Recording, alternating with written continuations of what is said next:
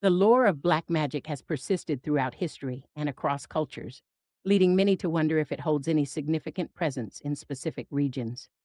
Appalachia, with its rugged terrain and storied past, is often a focal point for such discussions. But is black magic common in Appalachia? To address this question, we must delve into the history, beliefs, and cultural practices of the Appalachian people. The Appalachian region spans from southern New York to northern Alabama, Mississippi, and Georgia, covering a vast and diverse expanse of land. This diversity is reflected in the region's folklore, which combines influences from Native American, European, and African traditions. One of the most prevalent forms of folk magic in Appalachia is known as granny magic, or mountain magic. This tradition, often passed down through generations, encompasses herbal medicine, healing rituals, and protective charms. It's rooted in a mix of Old World customs brought by early settlers and the indigenous knowledge of local plants and natural elements.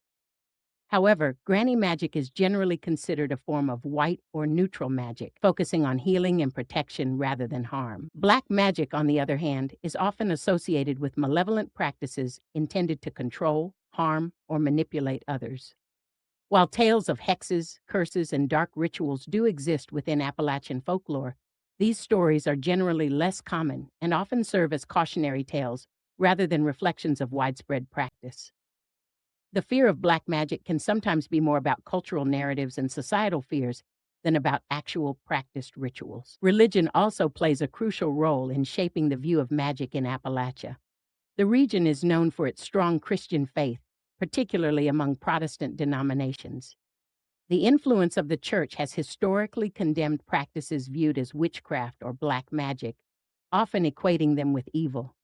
This religious backdrop has contributed to a general atmosphere of suspicion and fear around the concept of black magic. However, there are areas within Appalachia where traditional beliefs in magic and the supernatural persist more robustly. In these communities, there might be a blend of Christian practices with folk traditions, leading to unique and sometimes contradictory views on magic. For example, it is not uncommon to find individuals who use protective charms and recite Bible verses in the same breath. Modern portrayals of Appalachia in media and popular culture sometimes sensationalize the presence of black magic, further blurring the lines between myth and reality.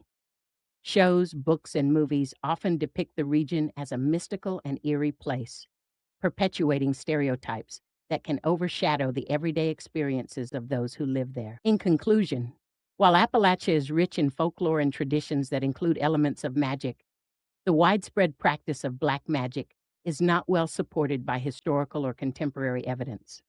The more common magical practices are those centered on healing, protection, and community well-being.